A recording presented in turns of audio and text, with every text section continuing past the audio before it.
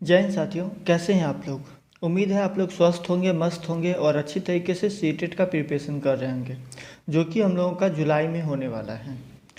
तो अब तो टाइम भी बहुत कम बचा हुआ है, तो इसलिए क्यों ना हम लोग जो सीटेट का जो टॉपिक सब हैं, उन सभी में से जो मोस्ट इम्पोर्टेंट टॉपिक है उन सभी के ऊपर चर्चा कर लें और उसको मोस्टली कवर कर लें, ताकि हम लोगों का सीडीपी का जो सेक्शन है वो बहुत ज़्यादा स्ट्रांग हो जाए और सीडीपी में कम से कम अच्छा कर ले। मेरा ये मानना है कि जिस बच्चे का सीडीपी स्ट्रांग रहेगा उनका जो है सो पेडागोजी सेक्शन खुद ब खुद स्ट्रांग हो जाएगा, क्योंकि दोनों एक दूसरे से इंटरलिंक्ड रहते हैं, दोनों का कॉन्सेप्ट मिलता जुलता रहता है। इसी कड़ी में आइए सबसे पहले हम लोग देख लेते हैं लॉरेंस कोहलबर्ग का नैतिक विकास का सिद्धांत, यानी कि moral development theory of Lawrence Kohlberg. इनके थ्योरी के बारे में जानने से पहले इनके बारे में जान लेते हैं। कोहलबर्ग क्या थे कि ये एक अमेरिका के मनोवैज्ञानिक थे। कहाँ के थे? अमेरिका के मनोवैज्ञानिक थे, जिन्होंने नैतिक विकास का सिद्धांत दिया था। नैतिक विकास का सिद्धांत दिया था, या फिर जिन्होंने नैतिकता का सिद्धांत दिया था। अब नैतिकता होता क्या है? नैतिकता बेसिकली एक गुण होता है। नैतिकता क्या होता है? एक गुण होता है जिससे हमें सही और गलत की पहचान होती है। सही और क्या चीज़, कौन सा चीज़ सही है, कौन सा चीज़ गलत है, इसके बारे में पहचान करने का जो है सो गुण, उसे नैतिकता कहते हैं। बच्चे अपने सामाजिक परिवेश से ही नैतिकता और अनैतिकता के बारे में जानता है। सामाजिक परिवेश कहने का तात्पर्य होता है, सामाजिक परिवेश में हमारा घर आ जाता है, हमारा समाज आ जाता है। बच्चे जब स्कूल में जाते हैं तो वो हमारा सामाजिक परिवेश में आ जाता है। विद्यालय आ जाते हैं और यूनिवर्सिटी आ जाते हैं, कॉलेज आ जाते हैं, यानी कि हमारे आसपास के जितने भी चीज़ें हैं जहाँ से हम कुछ न कुछ सीखते हैं, जहाँ हम अपना कार्य करते हैं, वे सामाजिक परिवेश के अंतर्गत आते हैं। तो जब बच्चा अपने घर में रहता है या फिर अपने समाज में रहता है, तो उसी समय जो है सो बच्चा जो है सो नैतिकता और अनैतिकता के बारे में जानकारी लेना शुरू कर देता है। कौन सी चीज़ नैतिकता है, कौन सी चीज़ अनैतिक के क्रम में आते हैं, तो इन सभी चीज़ों के बारे में जानकारी ले लेता है। लॉरेंस कोहलबर्ग ने एक कहानी सुनाया था। बेसिकली जब उन्होंने मॉरल डेवलपमेंट थ्योरी का जो सिद्धांत दे रहे थे, उस टाइम में उन्होंने एक कहानी सुनाया था। कहानी क्या था? हिंज की कहानी था। किसकी कहानी थी? हिंज की कहानी थी। अब हिंज की कहानी में क्या था कि हिंज नाम का एक व्यक्ति था, जिसकी वाइफ जो है सो बीमार पड़ गई थी। तो उसकी जब वाइफ बीमार पड़ी तो उन्होंने डॉक्टर के पास ले गया और डॉक्टर ने उसे एक दवाई लिखा जो कि सिर्फ एक ही इंसान के पास मिलता था। ये एक कहानी है, कहानी के तौर पे समझाने की कोशिश की गई है। ऐसा नहीं है कि ये दवाई कहीं और नहीं मिल सकता था, बस एक कहानी के तौर पे आप लोग समझ सकते हैं कि डॉक्टर ने एक दवा लिखा, जो कि दवा एक ही इंसान के पास है और वो इंसान खुद ही जो है सो वो दवा को बनाया था। तो हिंज गया उसके पास और बोला कि जो है सो मेरे पास कुछ पैसे हैं, आप उससे जो है सो ये दवा दे दो। तो वो दवा दुकानदार बोला कि जो है सो मैं अपने जीवन का पूरा समय इस पे बिताया हूँ, ये मेरे जीवन का सबसे अनोखा चीज़ है जिसे हम इतनी कम कीमत पे नहीं दे सकते हैं। अब हिंज बेचारा उदास हो गया। अब ये सोच में पड़ गया कि अगर हम दवा नहीं लेंगे तो मेरी वाइफ का मौत हो जाएगा, और तो उसके लिए जो है सो कोई ना कोई दवा लेना होगा, कोई ना कोई, यानी कि ये दवा लेना होगा। तो इसने क्या किया, इसके मन में विचार आया कि क्यों ना हम इस दवा को चोरी कर लें। तो हिंज ने चोरी कर लिया, और चोरी करने के बाद आप लोग जानते हैं कि पुलिस जो है सो पकड़ लेता है। तो इन्होंने इसके पास, हिंज के पास पता था, इसके पास जानकारी थी कि जो है सो अगर हम दवा चोरी करेंगे तो हमें पुलिस पकड़ लेगी। लेकिन फिर भी ये अपनी वाइफ को बचाने के लिए क्या किया कि वो दवा को चोरी किया और अपनी वाइफ की जान बचा ली। लास्ट में उसको जो है सो पुलिस पकड़ के लेके चला गया और उसको जो सज़ा देना था वो दे दिया।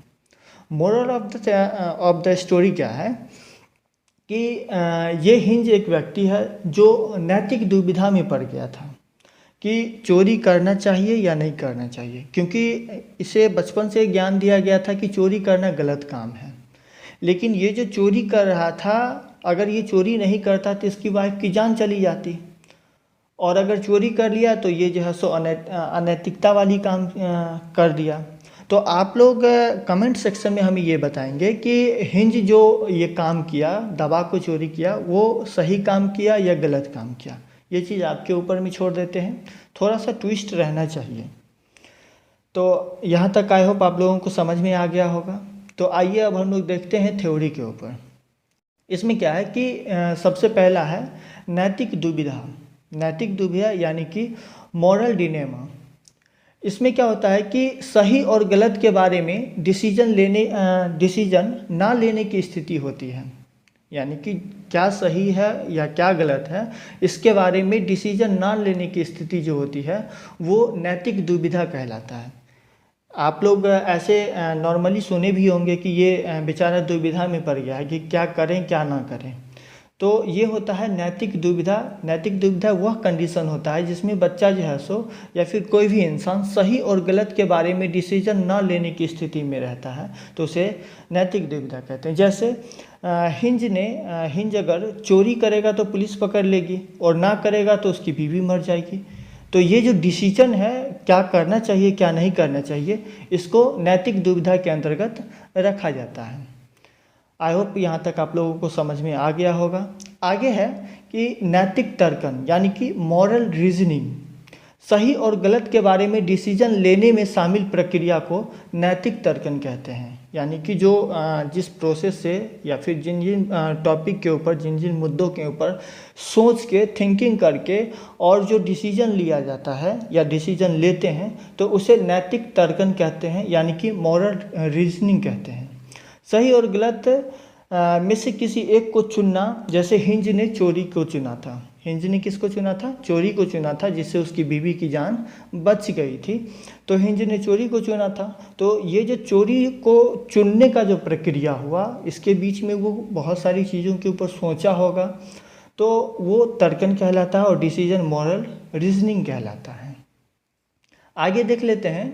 कोहल वर्ग के नैतिक के 3 लेवल बताए गए थे। कोहल वर्ग ने नैतिकता के 3 लेवल बताए गए थे। सबसे पहला था प्री कन्वेंशनल स्टेज। कौन सा था? प्री कन्वेंशनल स्टेज था। इस स्टेज में बच्चे का उम्र जो होता है वो 4 से 10 वर्ष के अंदर होता है, और इस आयु में बच्चे का जो नैतिकता लेवल होता है वो शून्य होता है। बच्चे की जो नैतिकता लेवल होती है वो क्या होती है? शून्य होता है। यानी कि उसे नैतिक क्या है अनैतिक क्या है इसके बारे में उसे कोई जानकारी नहीं होती है, मूल रूप से कोई जानकारी नहीं होती है। इस अवस्था में बच्चे को सही गलत के बारे में पता नहीं होता है। इस अवस्था में नैतिक तर्कन दूसरे लोगों के मानकों के अनुसार होता है। दूसरे लोगों के मानकों के अनुसार, मानकों का मतलब होता है अपने से बड़े या अन्य लोगों के अनुसार, जो उनके सीनियर क्या डिसीजन ले रहे हैं या उनके आसपास के लोग वैसे कंडीशन में क्या डिसीजन ले रहे हैं, तो उन्हें जो है सो उस चीज़ को देख के और वो भी उसी कंडीशन में वैसा डिसीजन लेता है। तो वैसे कंडीशन को क्या कहते हैं? प्री कन्वेंशनल स्टेज कहा जाता है, जिसकी आयु 4 से 10 वर्ष की होती है। और ऐसे आयु में बच्चे का जो नैतिक विकास होता है वो 0 लेवल का होता है, ठीक है। और नैतिक विकास का जो ग्रहण होता है वो अपने जो है सो अपने आसपास के लोगों के मानकों के अनुसार वो जो है सो डिसीजन लेता है या फिर वो कोई काम करता है। अब प्री कन्वेंशनल स्टेज को 2 भागों में बांटा गया है। कितने भागों में बांटा गया है? 2 भागों में बांटा गया है। पहला है पनिशमेंट एंड ओबीडियंस, यानी कि दंड या आज्ञा होता है। इसमें क्या है कि इसमें बच्चों की नैतिकता सजा या आज्ञा पालन पर आधारित होती है। जैसे हम लोगों को बचपन में सिखाया गया था कि अगर हमारे घर में कोई मेहमान आते हैं तो उनका सम्मान करना चाहिए, उनको पैर छू के आशीर्वाद लेना चाहिए, उनका कहना मानना चाहिए। अब ये सभी चीज़ें तो हो गई, ये सभी चीज़ें सिखाई गई है, लेकिन बच्चे क्या करते हैं? ये मजबूरी में करते हैं। मजबूरी क्या होती है कि अगर बच्चे ये सभी उनके आज्ञा का पालन नहीं करेंगे, उनका पैर छू के प्रणाम नहीं करेंगे, जाते समय उनसे रिस्पेक्ट से बात नहीं करेंगे, तो उस समय तो कुछ नहीं होगा, लेकिन जब उनके जो घर के मेहमान हैं वो जब चले जाएंगे तब तो उनका क्या हाल होने वाला है। तो इस डर से बच्चे जो है सो, बच्चे की जो खूब पिटाई होने वाली थी, उस पिटाई के डर से बच्चा जो है सो आज्ञा का पालन करता है, यानी कि पनिशमेंट और ओबीडियंस का पालन करता है। ठीक है, आई होप आप लोगों को यहाँ तक समझ में आ रही होगी।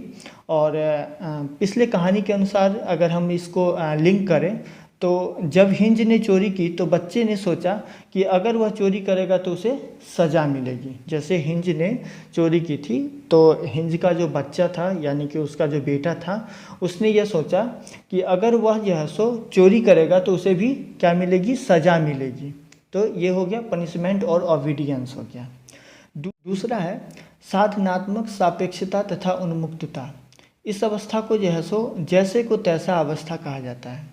क्या कहा जाता है? जैसे को तैसा अवस्था कहा जाता है, क्योंकि इसमें जैसा व्यवहार बच्चे के साथ कोई दूसरा आदमी करेगा वैसा ही वो भी बच्चा जो है सो दूसरे के साथ करेगा। जैसे फॉर एग्जांपल के तौर पे हम मान लेते हैं, अगर किसी बच्चे को किसी ने एक थप्पड़ मार दिया तो वो भी सोचेगा कि जो है सो हम भी उसको एक थप्पड़ लगाएं ताकि जो है सो हिसाब बराबर हो जाए।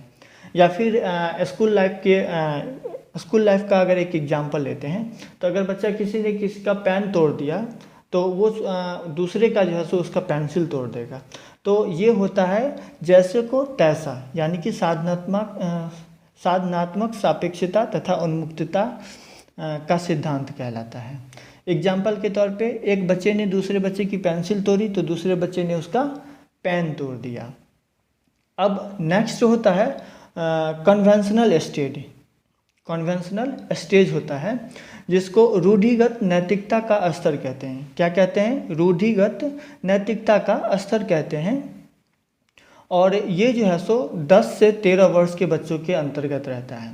इस अवस्था में बच्चा दूसरे लोगों के मानकों को अपने अंदर समावेशित कर लेते हैं। यानी कि सबसे पहला स्टेज क्या था? Pre conventional stage. इसमें जो है सो बच्चा अपने आस पड़ोस के लोगों के बारे में या फिर उनके जो नैतिकता का सिद्धांत है उनको जो है सो उनसे सीखते थे। अब क्या है, 10 से 13 वर्ष के बच्चे जो है सो उनके जो है सो मानकों को समावेशित कर लेते हैं, यानी कि उनके अनुसार जो है सो उनके अकॉर्डिंग सही और गलत का निर्णय लेते हैं। तो क्या है कि इस अवस्था में बच्चे दूसरों के मानकों को अपने अंदर समावेशित कर लेते हैं और उसी के अकॉर्डिंग सही और गलत का निर्णय लेते हैं। आई होप यहाँ तक आप लोगों को अच्छी तरह से समझ में आ रहा होगा। इसे भी 2 भागों में बांटा गया है। कितने भागों में? 2 भागों में बांटा गया है। जैसे एक अच्छा लड़का और एक अच्छी लड़की बनने की उन्मुक्तता, यानी कि good boy and good girl. दूसरों के साथ भला बनकर अनुमोदन अर्जित, यानी कि अर्न अप्रूवल करता है। अब इसमें क्या होता है कि बच्चा जो है सो एक दूसरे के सामने जो है सो अपने आप को बहुत अच्छा साबित करने के लिए साबित करने की कोशिश करता है। जैसे क्लासेस में हो गए तो जो लड़का होंगे जो लड़की होंगी, वो जिनके अंदर इस चीज़ का गुण आएगा वो सोचेंगे कि जो है सो हम कितना से कितना ज़्यादा अच्छा मतलब पढ़ें ताकि हमारा जो है सो टीचर क्लास में मेरा नाम ले, हमको इज्जत से देखें और हमें जो है सो सम्मान करें, हमें गिफ्ट दें या फिर हमें प्राइज़ दें। तो ये होता है good girl and good boys की सिद्धांत। अगला है law and order obedience orientations. क्या है? Law and order orientations. इसमें बच्चा कानून तथा सामाजिक व्यवस्था को बनाए रखने की भावना विकसित करता है, क्योंकि उसके जैसे मान लीजिए कि इसमें जो है सो सामाजिक और कानून की व्यवस्था को बनाए रखने की कोशिश करता है। जैसे कि एक होता है कि रेड लाइट एरिया, मतलब रेड लाइट जो होता है या फिर जो ट्रैफिक लाइट्स होते हैं। तो ट्रैफिक लाइट में क्या है कि जब रेड लाइट जल रहा होता है तो ऐसा रूल है कि जो है सो जब रेड लाइट जलेगा तो गाड़ी को रोक देना है या फिर उस समय जो है सो क्रॉस नहीं करना है।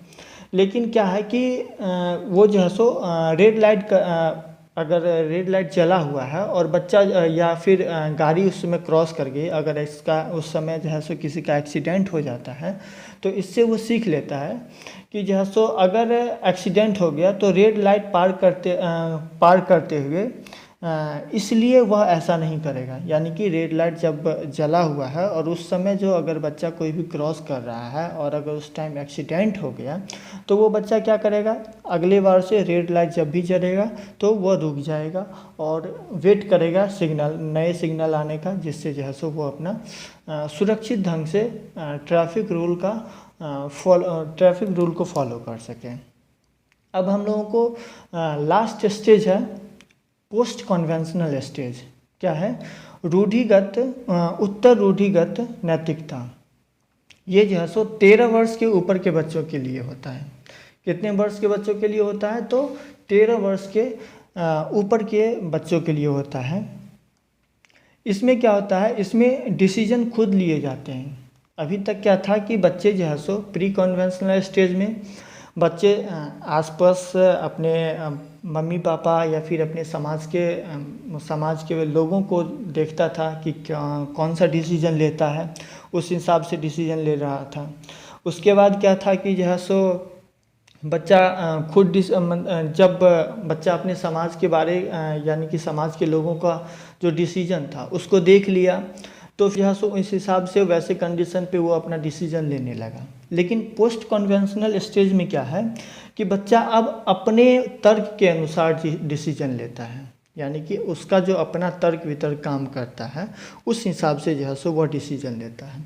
तो आइए देखते हैं वो कौन सा तर्क कैसे सोचता है, क्या उनका डिसीजन होता है, इसके बारे में हम लोग देखेंगे।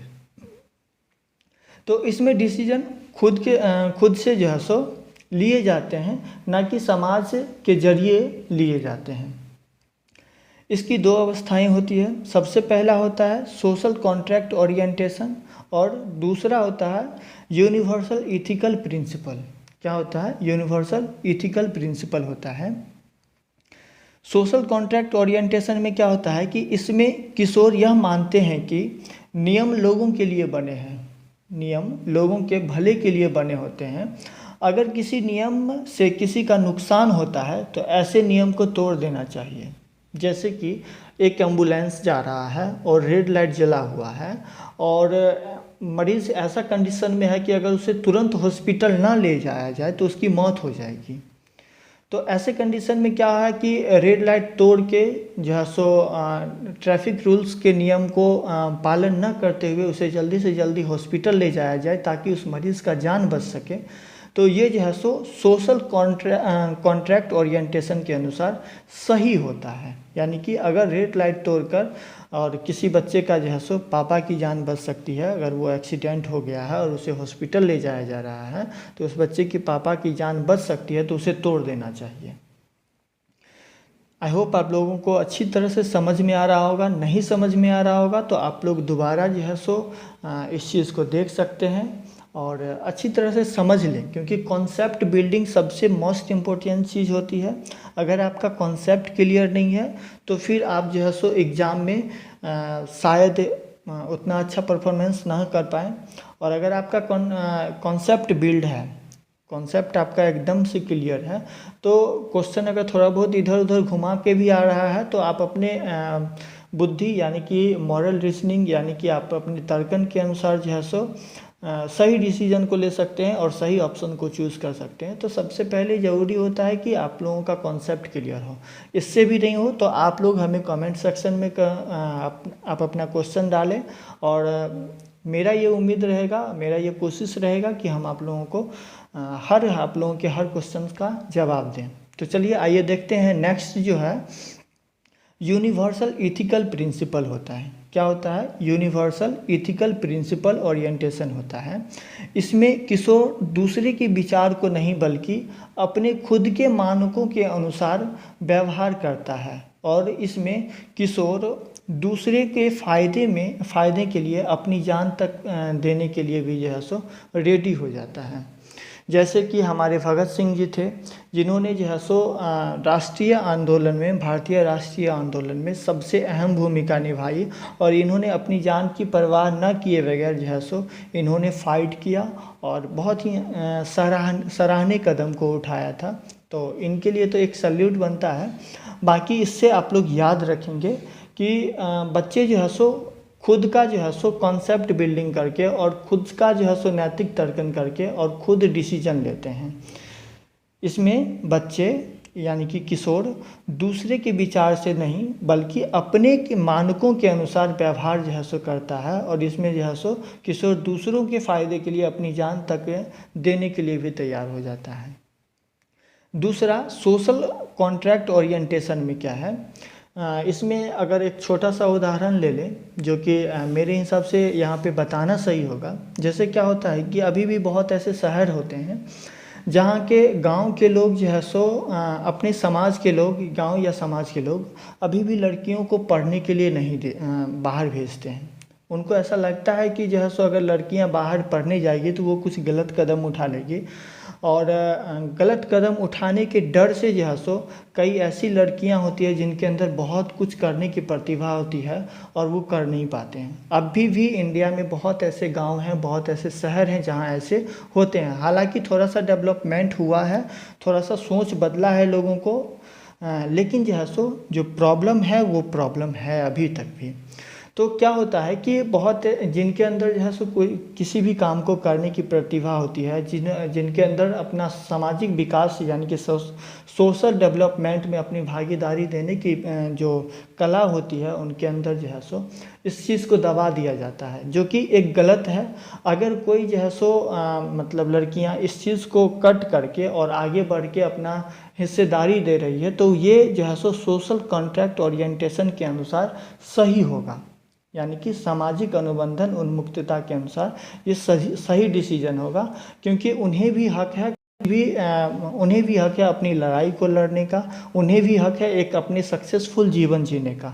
तो इस चीज़ से आप लोग एक छोटा सा स्टोरी के माध्यम से याद रख लेंगे जो है सो सोशल कॉन्ट्रैक्ट ओरिएंटेशन में आएगा। बाकी यूनिवर्सल इथिकल प्रिंसिपल में क्या आता है कि बच्चे अपने जो है सो बुद्धि के अनुसार खुद डिसीजन लेते हैं और दूसरों के फ़ायदे के लिए जो है सो अपनी जान तक के देने के लिए जो है सो न्योछावर रहते हैं।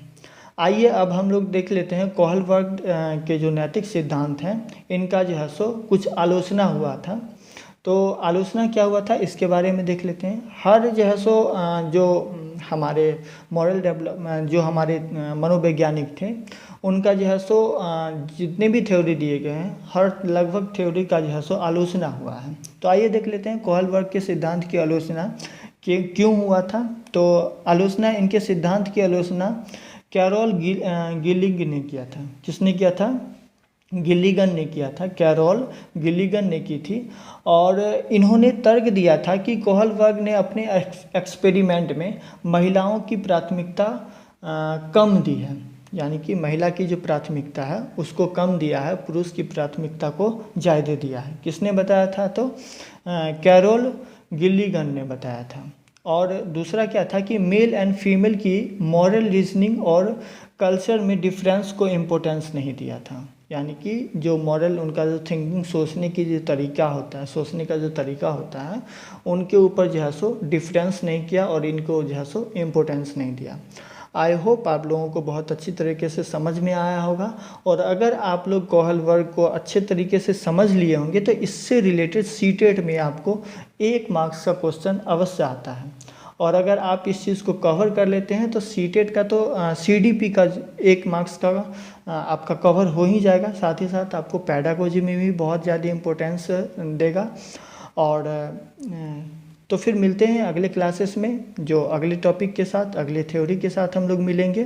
तब तक के लिए जय हिंद। और आप लोग अच्छी तरीके से सीटेट का प्रिपरेशन करते रहिए। कम समय बचा हुआ है, सेलेक्टेड चीज़ों को पढ़ें और अच्छी तरीके से अच्छा मार्क्स गेन करके आप लोग जो है सो इस एग्ज़ाम को क्वालिफाई करें। तो फिर मिलते हैं नेक्स्ट क्लासेस में, तब तक के लिए जय हिंद। Thank you.